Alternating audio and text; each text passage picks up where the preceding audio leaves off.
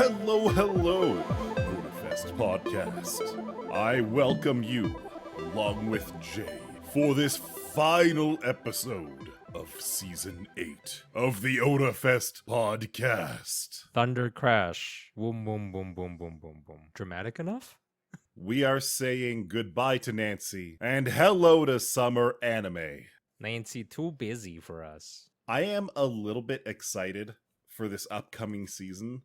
There is a whole lot of sequels to great anime and a whole lot of sequels to anime that I don't care about, and I'm wondering why it got a sequel in the first place. But we don't talk about sequels here, do we? We don't. I've never even heard of that word. You're using made up words. I wish you would stop doing that. Stop. We have, as per usual, our summer seasonal offering before the end of our podcast season. So Angelo has so kindly picked out 5 entirely new animes, and we've watched the trailers. Yes.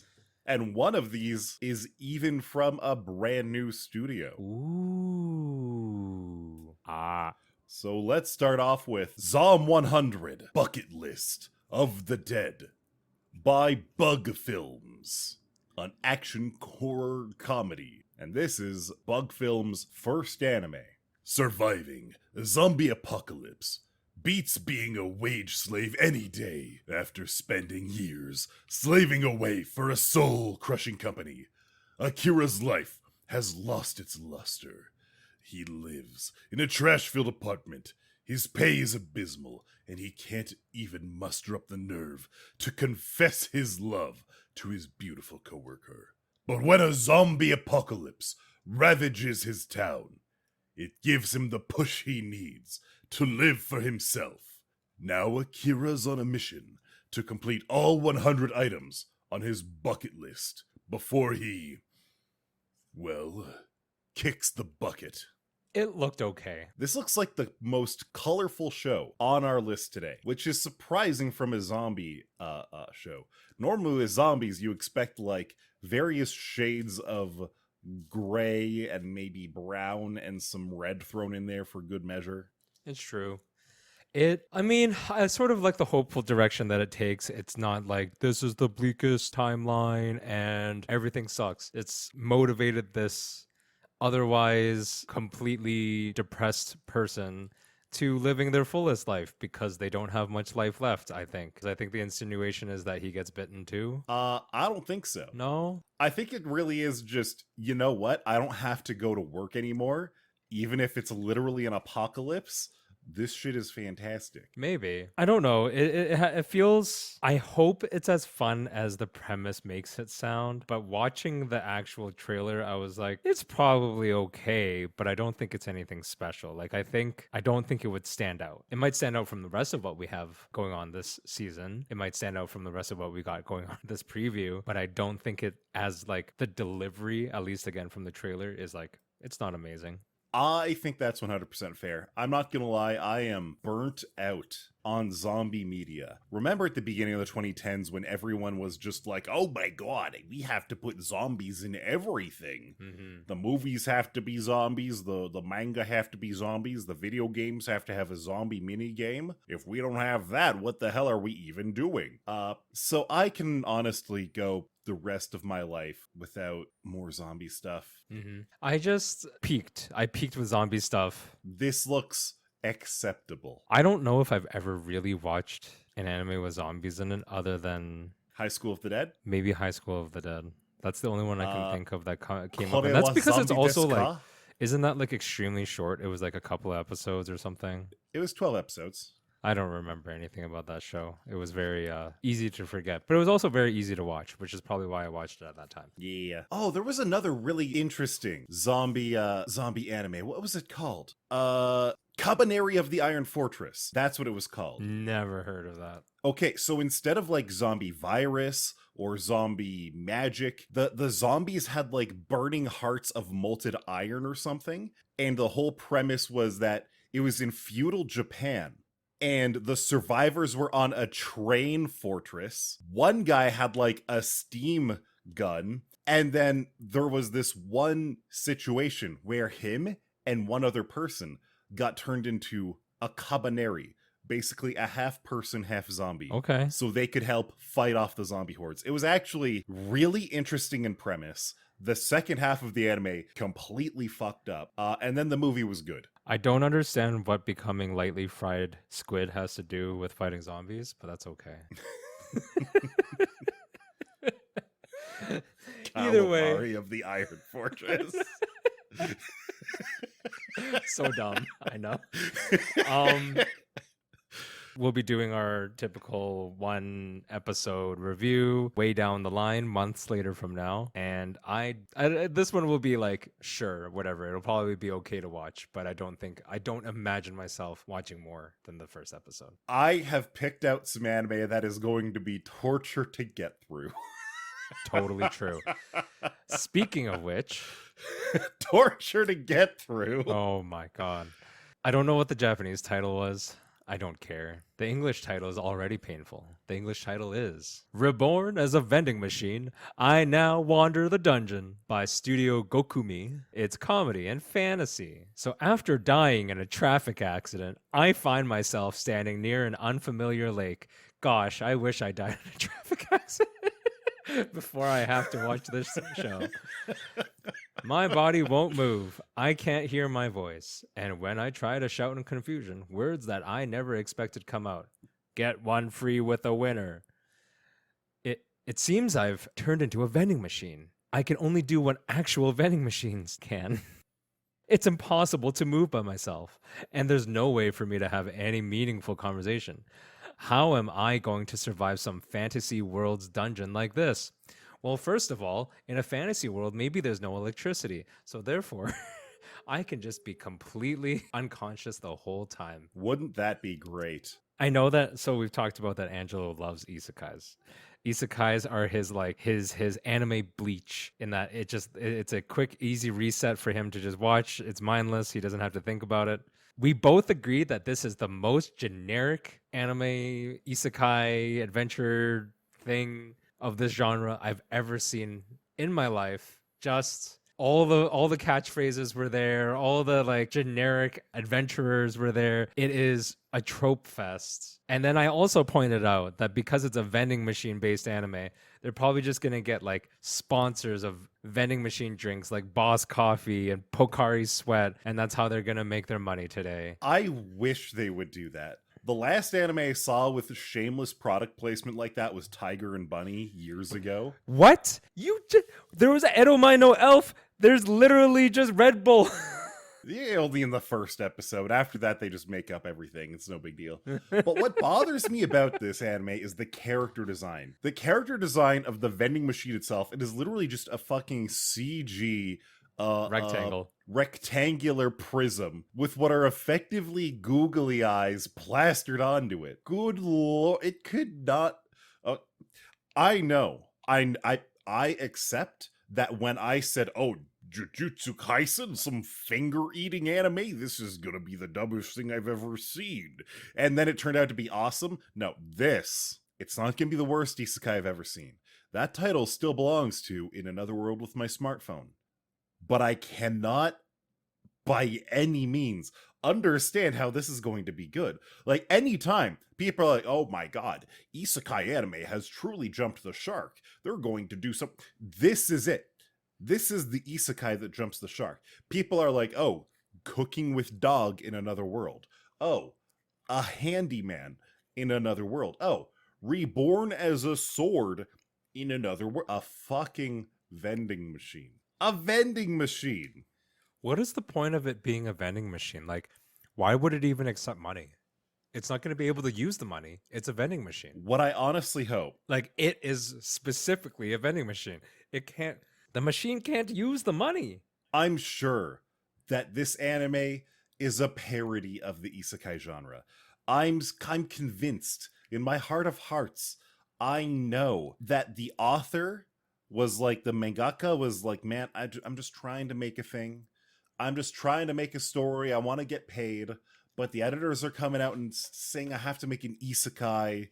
I'm going to try to make the dumbest isekai possible." I want to believe that this is how vending machine isekai happen. I really want you to be right, But in my heart, I know you're wrong. I'm probably It's probably wrong. real. It's probably genuine. And I don't want to even disparage like the mangaka or like, you know, the truth is anytime a project is done, anytime media is made, something gets pushed, a lot of people have to approve it first. So there's a lot of blame to go around if this one sucks a lot. I mean, you're absolutely right. At the same time, like, it's never bad anime that get the pushback on being stopped. The one anime that I can remember where people were like actually shocked and like broadcasters were like, whoa, no, we are not airing this anymore. Hell, was interspecies reviewers. Oh yeah. And that was not because it was bad. It was because it was basically porn. Yeah. Yeah. It's got it down to those sensibilities more than the actual quality Exactly. of the show. I'm not saying we should put necessarily that level of content out, but I'm just saying choose better projects, maybe. Choose better source material. Yeah. Please. Speaking of better source Please. material. The masterful cat is depressed again today Why are you talking about yourself like that? by Studio Gohans. It's an anime. I thought It you is were an the anime. masterful cat who was depressed again today. Jay, I'm not a cat. Oh, fair. This is a comedy, fantasy, slice of life anime. When Saku took in a stray black cat, she never expected that he would become the equivalent of a housekeeping life partner. But Yukichi, a giant cat who towers over Saku, is not your ordinary feline. He takes great pride in his culinary skills, and a good sale at the supermarket always gets his whiskers twitching.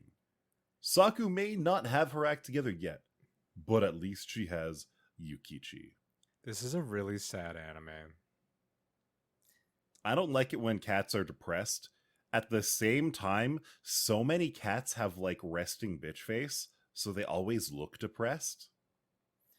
No, it's not even that. It's just this is taking the literal idea of like, oh, I don't need a person in my life, a person in my life because I have my animal.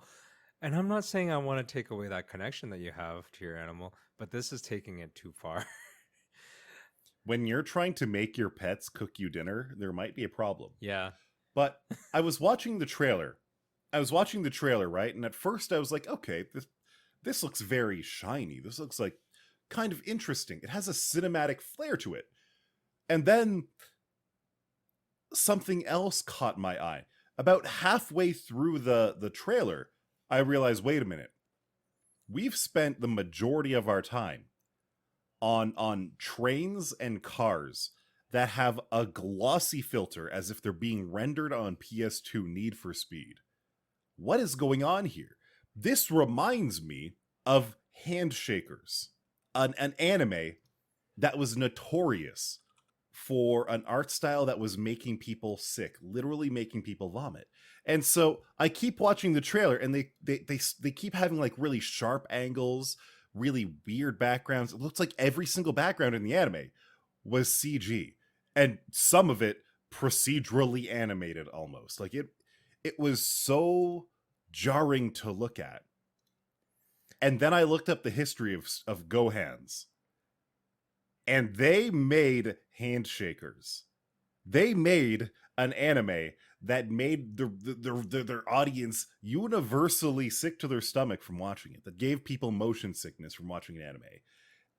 And I'm like, are they going to find a way to make people physically ill with an anime about an office lady and her 6-foot-tall cat?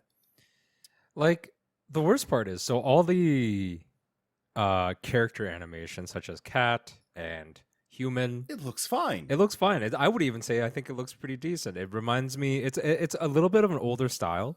It reminds me of shows that were around 2006 to 2010, that kind of animation. But that style was fine. Oh, yeah. But that mix and that constant use of CGI backgrounds. And the off angles. It's Yes. just Yeah. It Oof. was a little bit tough to watch the trailer. You know, in fairness though, we have not, I think in the last 2 reviews, like 2 seasons, we haven't had a I can't watch this. Like because when we're doing the review part and we vote on basically like whether we can keep going or if it's just too painful to go on. We could have a winner here. We could have a couple winners here for all I can tell. We could. We potentially could. If last season was all bangers, which it wasn't, but it was close. They were all was above pretty close. average. I would say last season was a strong season. Was a very successful overall season. And then this season is a season of pain. I hope that everybody listening takes up some nice outdoors activities, or at Touch least grass, find some my good board friends. games. Oh. All right, let's keep going. We're pushing on. Oh boy, I didn't want to do this one. If you'd like to take the next one, I could take this one. No, it's okay. This is Saint Cecilia and Pastor Lawrence. Why is this the title of an anime? Well, this is the English title. I know, but it's not. The Japanese title loosely translates to White Holy Woman and Black Pastor. All right. So I asked. I think this title is a real upgrade. Maybe. Remember, we don't write this. We're just reading it. So Saint Cecilia and Pastor Lawrence from Studio Doga Kobo is comedy and romance and slice of life. Hey Jay, isn't slice of life your favorite genre? And I tell you, shut up. Don't throw that back at me. Saint Cecilia is beloved by the townspeople. Not only is she elegant and composed, she benevolently shares her wisdom with all who seek it. That is, until the last person has left, at which point she becomes totally hopeless. Only Pastor Lawrence is keeping the saint put together enough to do her duties, and though she may test him, it's all in a day's work. So, the animation actually looks very cute. It's had got a that nice whole pastel style. Yeah, to it, you know. And you know what? It's got that pastel, slightly washed out, slightly watercolory art style. It's very cute. I don't want to watch this. Same. Like strong, do not want to watch. It's basically. I mean, you were saying that you got elf vibes out of this. You got Edo My elf vibes out of this at the beginning anime. because she gets all lazy and stuff. Like when she's not being worshipped or whatever it may be, honored, then she gets all like gloopy and I don't know, just kind of does nothing. She's kind of a neat. And then but the pastor that she that owns the church, I guess, or operates the church, he has anime character same face. He does. He is Protag-kun. And then, but she, for some whatever reason, I'm sure he's a nice guy, being a pastor or whatever. She sort of is in love with him. It looks like that's the vibe you get from the trailer pretty quick. My joke was that this is like Christian Minecraft server, the anime.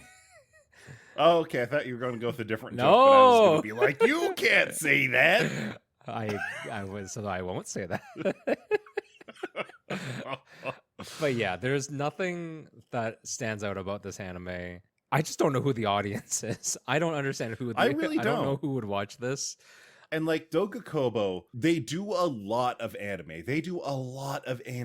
And you might recognize their name. Are you saying from not something all of called them can be bangers? Oshinoko? Oh, it is the same studio behind Oshinoko. Not all of them are bangers. Got it. This anime in particular, I don't know. It just does not vibe with me. I'm sure there is going to be people who are just like, you know what? I want a cute girl doing a cute thing with a dude. But I'm literally looking at what else Doga Koba has done other than Oshinoko. I don't think anything's super of note. They do specialize in animes that are 12 or 13 episodes. Yeah, because Um, they also did things like a new game, I believe they did, and a few others. Like they've got some decent anime. Gabriel Dropout was another one. never heard of Like it. a lot of what they've done has been cute girls doing cute things Okay. or slice of life. Uh, Oh no, there's actually a show that they did that I really liked. all right, what was that? How heavy are the dumbbells you lift? Oh yeah, they Onagai did that as Muscle. well. Onagai Muscle, Yeah, great Yes. opening. Really fun show. Legendary. Actually. Yeah, but otherwise than that, they all can't be winners. They all can't be winners, and that's okay. Because with a name like Undead Girl Murder Farce, how could this anime be anything but a winner? Brought to you by Lapintrack, a fantasy mystery supernatural anime. The 19th century. A world inhabited by vampires, golems, werewolves, and other paranormal creatures. Immortal beauty and disembodied head, Aya Rindo, along with half-human, half-demon, demon killer Tsugaru Shunichi, and her loyal maid Shizuku Hase, travel through Europe as supernatural detective The Cage User, solving supernatural mysteries while she searches for her lost body. This was the only one that I thought was remotely interesting. I thought this was the dumbest thing I'd ever read, which means if I go by the JJK thing, this might actually be good. But This reminded me a lot of Triple X Holic, the detective style, the sort of mystery thriller kind of bit. I don't know, might be okay. part of me wants to hate it. The other part of me feels like I should give it a chance. I don't know. I have something against anime that are set in Europe specifically like 19th century, like Victorian Europe. Every single time it feels like they're trying for the setting to carry the story, and it never does. I guess. I was going to say that I too also don't care for anime. Sometimes set in Europe. I think I'm trying to think of anime that I like that do sort of a European setting. Gunslinger Girl is set in Europe. I mean, barely. It is Like, though. technically, yes. Yeah. It's Italy. I don't know. I don't know. But this one specifically, the vibe feels really weird. Because, like, she's basically a Futurama style head in a jar, except it's a birdcage. Mm-hmm.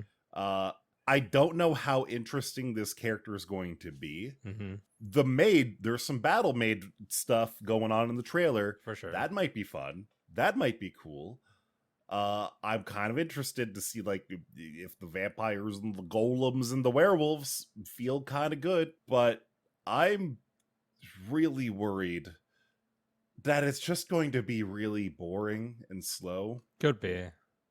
A lot of these types of shows kind of have, they either have to do one of two things. So they either do like Monster of the Week kind of approach, or they have that really like they'll get a couple of good episodes in the beginning to kind of hook you, and then they have a really slow burn to the end until they can like reveal the big mystery ending, you know, the cap to the thriller, all that kind of part. So sometimes it's good, sometimes it's the problem is that there's a big opportunity for miss, because if it's that slow burn, you have to want to stick with it. It has to be compelling enough, and it also has to not let you down at the end. So good luck with that. For real. On top of that, this really just isn't my genre. Mystery anime disappoint me frequently, especially when I really like the beginning portions of them. So this has potential. This could work. But there's no finger licking in the description, so the JJK phenomenon might not happen with this one. But I kind of thought you do. I think you only like the really well liked mystery type of anime. Like I thought you liked. Isn't Odd Taxi sort of a mystery? Don't you like Odd Taxi? Yes. I love Odd Taxi.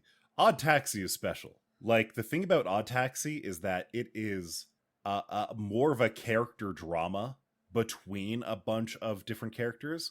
Over the course of the series, the mystery is less of what you care about, and the mystery feels more like a MacGuffin that just drives the character interactions together. Whereas a lot of mystery anime, like, what was it? There was the detective is already dead, or what was one that me and another friend of mine were watching? Did you watch Owari Monogatari? Owari Monogatari? Yeah. I started and then I dropped it. I heard that one was okay. Like that one was one of the last chapters of the Monogatari. Monogatari series, the Yeah. Bakemonogatari series. Again, I actually dropped that one. Interesting. And a lot of them, they just like set up a mystery that you as the viewer cannot care about. And because of that, they come up with a harebrained bullshit answer to it that you couldn't really play along with the game of figuring out the mystery. And on top of that, they didn't have the character drama or the character interactions that something really strong like Odd Taxi would have. The other difference is a lot of these ones try to solve the whole mystery in 1 or 2 episodes and come up with a new one. Whereas in the case of Odd Taxi, it was one large overarching story. But yeah, I want to like it, but something about the vibe of undead girl murder farce, it does not ooh-woo me. I don't love the name. I don't know why it's farce. Like, I was know. it like a mistake? Because I don't understand why they would use the word farce. Because the trailer doesn't seem like it's trying to be a Joke? like a joke or like a I can't remember the word when satire. It doesn't seem satirical. I think that we might be broken in this regard because we're probably used to farce in the context of like the Great Canadian Air Farce. Maybe. Whereas farce to us is intrinsically like a funny kind of word. It's like ah ha ha. Whereas if you take the technical definition, it's just like something where not everything is correct, you know, a situation Well, it's where like absurdity. things are a Yes. little bit off or absurd. Yeah. And in this case, the fact that the girl is literally a head in a cage. Maybe. Also, funny thing, this is the only anime on the list where I didn't take the English name. Oh. The English name for this one is Undead Murder Farce. Oh, okay. They just dropped the girl out of the title. They're just like undead girl murder. Girl. This is the United States, Buster. We can't sell anime featuring girls. Get that out of our title. All right, buddy. No, none of that. You've had too Undead much. Murder You've had Farce. too That much. sounds great. But yeah, out of all of these, like I said, it's the only one that I thought has potential, I guess. Everything else seems pretty generic. I'm going to make a prediction that we're going to skip at least one of these animes on the 1 episode preview, maybe even 2. I would not be surprised if we dropped out halfway through Vending Machine, Cat Anime, and Pastor Lawrence. Yeah. I'm actually kind of excited for Bucket List of the Dead. I really vibe with the art style of it. I mean, I think that's fair. I just don't think that there's a lot there beyond even the first. Like I think it's a feel-good show. It's fine to have a feel-good show. I just don't. Maybe see I just anything like beyond it because I'm tired of having a job. Don't you want to participate in capitalism? No, I want to fight my friends in the streets. Sometimes just walking outside, smelling the nice stench of rotting zombies in the air, and running for your life to the grocery store is just the proper thrill that you need. Maybe. But I've been getting my thrills off Street Fighter 6. Street Fighter 6? Is that a sequel to Boulevard Brawlers 4? No, it's actually Tarmac Tussle 5. not Parkway Puncher. No, you're thinking of cul-de-sac crunchers. Ah, yeah, that's right. Yes. We have like 8 more names like that for Street We really Fighter. do. So like Street Fighter 6 finally came out. Yeah, one of Angelo and I's great loves in gaming is actually playing Street Fighter. I think I got you into street fighting like years ago when 4 first came out, really. So what actually happened was I picked up Street Fighter 4 for really cheap on a Steam sale. Yeah. And then it turned out the person who I was working with at the time at the source was, practically speaking, a pro Street Fighter person. Mm-hmm. A pro FGC player. Mm-hmm. And so anytime we would have downtime at the store, we would just pick up the controllers. I would bring my laptop, pick up the controllers, and play the game for a little while. Mm-hmm. And it was a great way to pass the day. It was awesome. And so that's how I picked up Street Fighter 4. And so, well, when we stopped playing like Left 4 Dead and stuff, we got to play every now and then. That was really and it was a good. fun time. We even tried getting Dio into it. Dio got into it. She played. For a little bit. Yeah, it was fine. Dio isn't much of a fighting game player, but that's okay. Yeah. But there's something about fighting games that is like beyond, of all the games that we've ever really played together, like beyond like TF2, Overwatch, even a bit of like Valorant. And it's not because it's like, oh, it's an FPS or some other kind of game. It's just, it's a whole other feeling.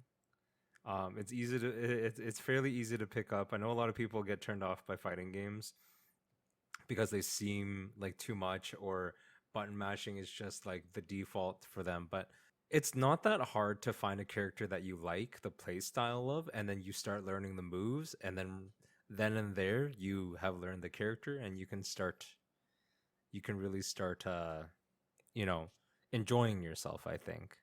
As long as you don't get too salty. Consider the following. Fighting games universally have the best character designs. Yeah. I mean, we're talking 100%. about 100%. We're obviously looking into like Street Fighter 6 because it's a new release and we've been having a lot of fun playing with friends. But I look at Guilty Gear, I look at BlazBlue, I look like Tekken, Skullgirls, Marvel vs. Capcom. Like there's a lot of really fun designs. There's a lot of fun character styles to play as. And the other great thing is just the time investment is as much as you want it to be. True, know? Because a match is when you're less than 5 minutes.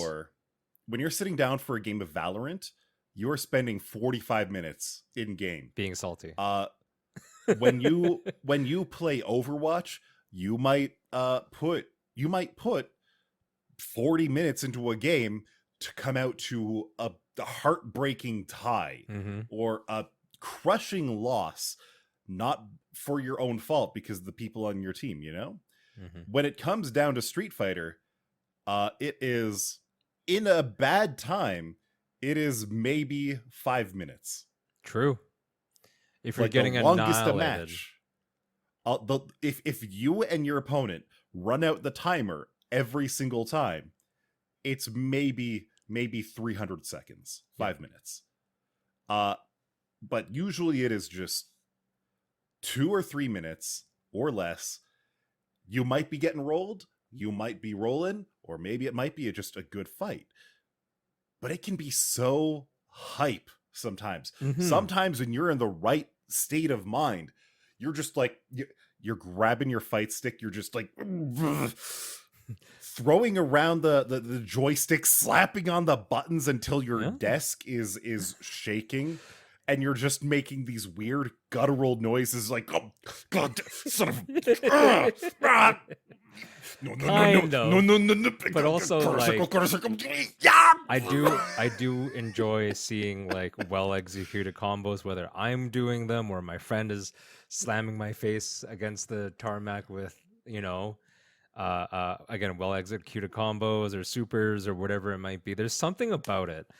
It's such a well wrapped package of entertainment that is delivered in just short bursts, and then it's on to the next one. Like, you win one, you lose one. You win 3, you lose 5. It doesn't really matter. as long as you're like having a good time with it. If you're not having a good time, you could say that you could be doing that for any game where it's making you salty and you're not enjoying yourself. That's a whole different problem. It's not necessarily just because fighting game or any given genre. It's because this game is not working for you. Find something that is actually fun. Don't get upset. But do enjoy the game. I have been enjoying the crap out of Street Fighter 6. The World Tour mode is super fun. I haven't done the Battle Hub yet, but World Tour is really so cool. Did you get into it now? Like, did you have a chance? Oh, yeah. I've been playing the World Tour mode a little bit. Yeah. And so if anybody remembers something like Tony Hawk's Pro Skate or Tony Hawk's Underground, the first version of Tony Hawk's Pro Skater with like a proper story mode where you create your own character and you just like tour the world doing awesome skateboard bullshit. Mm-hmm. Street Fighter has that, except you build your own Street Fighter. They have a pretty good character creator. Honestly, the character creator is better than Cyberpunk, I think. It's actually got a lot of depth to it. And you can go travel the world, learn fighting styles from all the Street Fighters. You can mix and match the attacks from different Street Fighters. So you could have like Ken's Hadoken, you could have Chun-Li's spinning bird kick, you could have like Blanca's little electric attack where you crouch down. You have Zangief's like command throw where he just like whips you, up into the air and then crushes you between his legs. And that's all in one character. I kind of want to see. I've more been just like an unga bunga in this mode where I just like use whatever attacks I kind of feel like. Right. There are probably people who've been playing the World Tour mode who have made the most busted ass setups that can do crazy combos. And I would be so interested to see. I am I think it's a bit of a shame that you can't really fight other custom characters, but at the same time, I'm kind of okay with it because a lot of it would just be that same sort of min-max approach. That being said, I will say like it's pretty fun because there's a lot of in that character creator is really varied.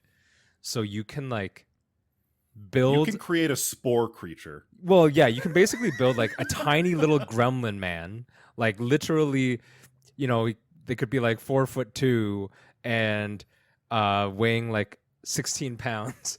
But you can also have arms like the Japanese spider crab. No, you don't even have to that. They could just be really, really, really small, and still they can perform like a Zangief style command grab where they're like, it just looks like a toddler is hugging an adult's body while you're doing a giant throw into the air. Physically, it makes no sense, but hilariously, just looks really, really fun. I've been having a super good time. And then we have our little Discord server of friends where we're just slapping each other around, mostly getting slapped by Nathan.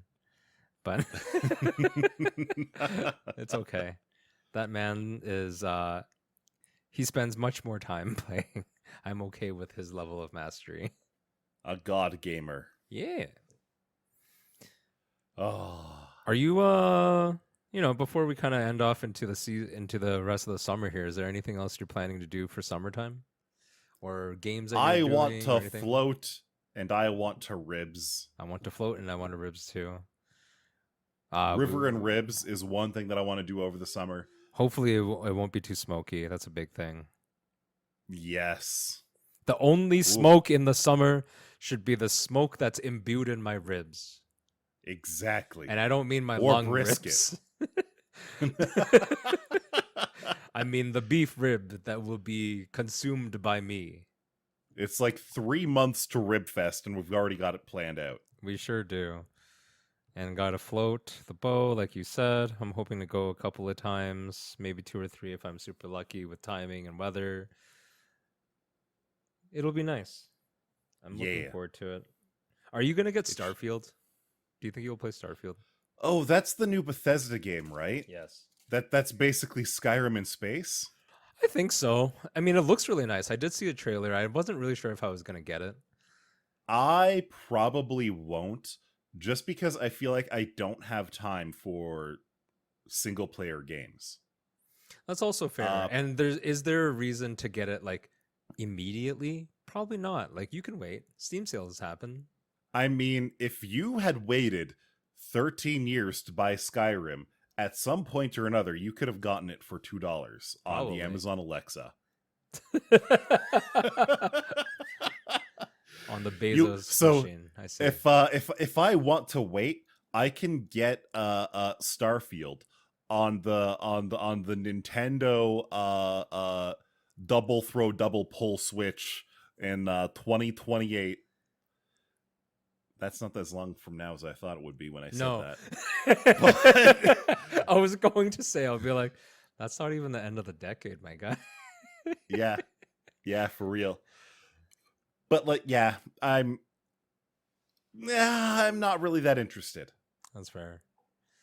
I probably won't get it to start because I still have to finish Tears of the Kingdom. I love Tears of the Kingdom, I really do, but I literally can put, like, last week, over the course of 2 days where I just had not much that I needed to do, I sunk like 16 hours into Tears of the Kingdom, and I felt like I made no progress, no story progress. No. And it wasn't like, it wasn't even that I wasn't trying. It's because every time I find something else to do, like, it is, for the lack of a better descriptor, like an ADHD nightmare. It is very easy to be like, squirrel, squirrel, squirrel. I saw someone compare Breath of the Kingdom and Tears of the Breath of the Kingdom, Breath of the Wild and Tears of the Kingdom. Yeah. To Breath of the Wild is more like, ha ha, I am Link, I smash. Yes. Whereas Tears of the Kingdom is basically as advanced as Kerbal Space Program. You have to start engineering devices, you have to think about torque vectors, you have to start creating things in such of a way that it's basically a completely different game within the Breath of the Wild engine. Yeah, in the way that, like, shrines were in Breath of the Wild, where you could basically complete almost any shrine within 10 minutes, which is like essentially mini dungeons for people who don't know for some reason. Tears of the Kingdom also has shrines. Some shrines, I've literally been in them for like half an hour, 40 minutes. And like, that doesn't sound like terrible, but you realize like the footprint of shrines are quite small and the tasks are not monumental. But they sometimes require a lot of finesse, a bit of luck, or a good amount of like fighting skill, for example. So you actually have to be both like creative and lucky, which sometimes doesn't work for you. I can think of a few things that I've had to engineer. I'm like, please work, just work, just work. You were so close to working. Why didn't you work? I have to try a different iteration. It's not bad, but it definitely takes a lot of time out of the experience, which is fine. It's very engrossing, at least to me. That's fair. All right. I think we have entertained the people long enough. And if we haven't, well, we have like 200 other episodes plus that you can go watch. So in the meantime, we're going to go take a summer break for about 3 months. We'll be back in September, probably mid-September if I had to guess. And we'll be reviewing the summer offerings as we have from this preview. But until then, I wish you all great, happy summer. Have a lot of fun. Touch grass. Get a sunburn. Get a sunburn, sure. Use sunscreen. Don't use sunscreen. I'm not your dad. I'm not your doctor. I am your podcast host. Exactly. Bye-bye. See ya.